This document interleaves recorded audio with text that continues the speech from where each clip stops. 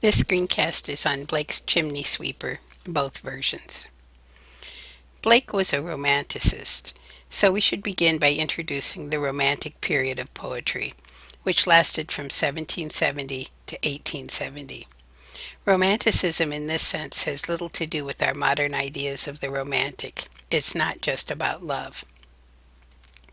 This time period was known as the Age of Revolutions, the American Revolution in 1776 and the French Revolution in 1789. Poets were inspired by the revolutionary spirit. Wordsworth even served in France during the early years of its revolution. But there was a third revolution going on at this time as well, and that would be the Industrial Revolution.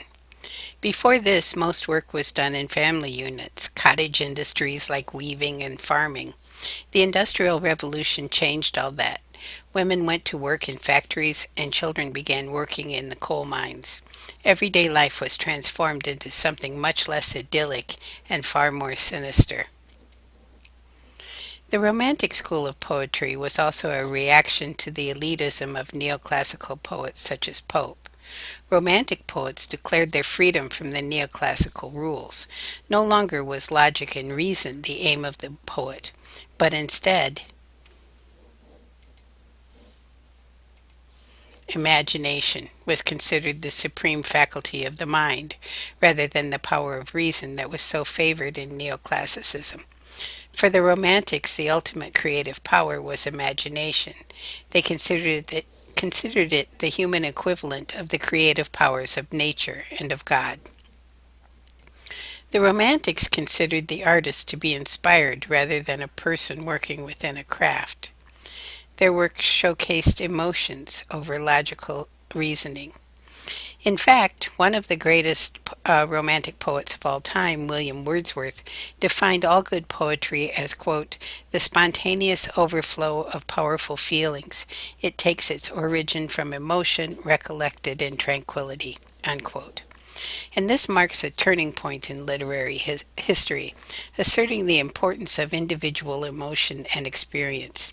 Think about what Wordsworth is saying here. In order to write great poetry, you have to experience powerful emotion, but you also have to be able to step away from that emotion, to write about it in a more tranquil state.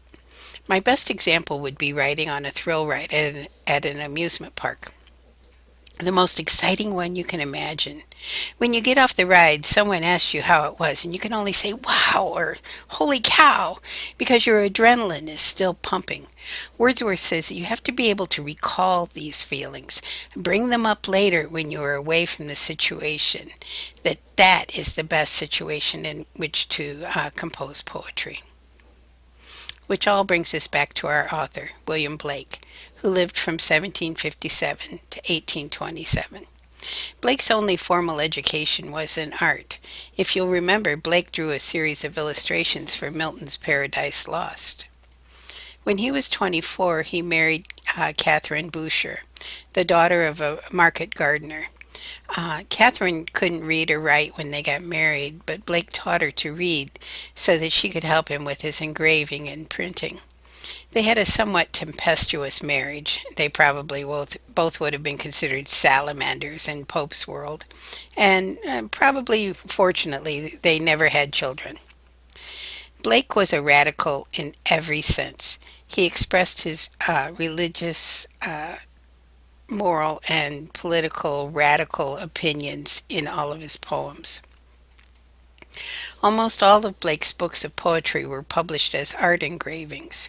He wrote the poem in reverse on a copper plate with an acid-resistant medium.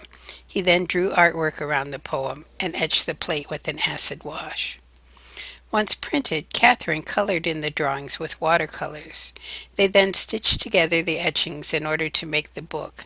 This resulted in very few copies. Only 24 copies of Songs of Innocence and Experience are known to exist. He gave up writing in his 60s in order to devote himself to his art. This is when he did the illustrations that we saw for Paradise Lost. By the time of his death, he was little known as an artist, but famous for his poetry. In 1789, he published his collection of poems called Songs of Innocence. 5 years later, in 1794, he published Songs of Experience. The two groups of poems represent the world as he envisioned it, what he called, quote, two contrary states of the human soul, end quote. It's an interesting idea, this contrast between innocence and experience. Blake is examining how our reaction to a situation differs based upon our innocence or experience, which he wonders creates a greater sense of happiness. We will be looking at one of the poems that are included in both collections, The Chimney Sweeper. Just a little background on chimney sweepers. These are children who clean the soot out of chimneys so that it doesn't build up and cause a fire. In Blake's time, people warmed their homes with coal fires that they built in their fireplaces. Every 6 months to a year, they had to have their chimney cleaned of the soot buildup, so they would call a chimney sweeper. These were usually young boys, as young as 5 or 6 years old, who were used because their small bodies were able to fit inside the chimneys. They were also used in coal mines, by the way. Inside the chimney, the boy is scratching away at the built up soot with his brushes, causing the air around him to literally fill with coal dust, which of course he inhales. The children are often sick, almost certainly starved in order to keep them as thin as possible, and thrown out on the street when they hit their teen years because they have grown too large and more often than not have developed black lung disease from inhaling all of the coal dust. This is the work being done by the narrator of both versions of Blake's poem.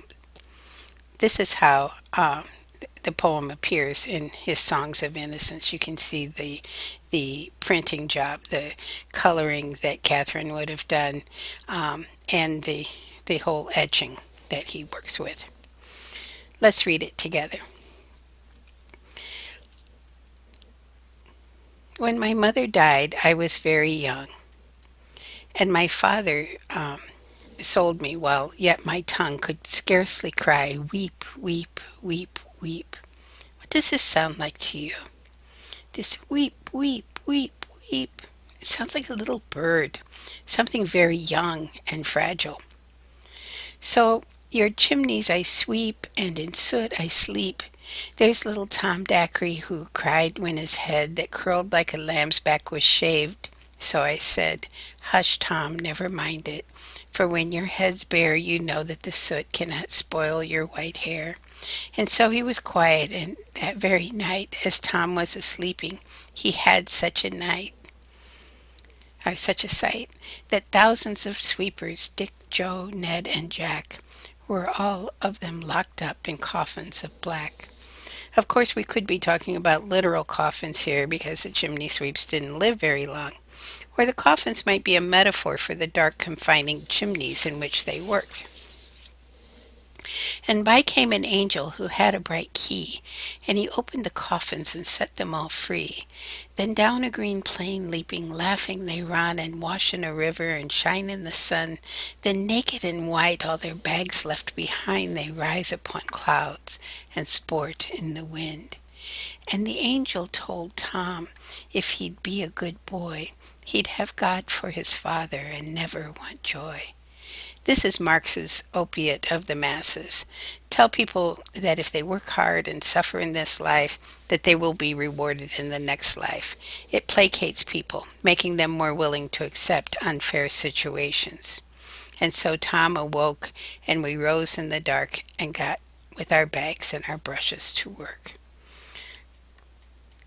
Though the morning was cold, Tom was happy and warm. So if all do their duty, they need not fear harm. Tom's innocent belief that he will be reborn into a better life when he dies makes him happy. Today might be bad, but tomorrow will be better. This, then, is how an innocent child reacts to a situation. The situation changes quite a bit when we encounter a child reacting to the situation through experience rather than innocence. This is what the poem looked like in the original text. Once again, Blake's original etching of it. Compare this version to the earlier poem. A little black thing among the snow, crying weep, weep in notes of woe. We still hear that weep weep of the little bird, but now the child is dehumanized and is just considered a black thing. The poem continues, "Where are thy father and mother, say?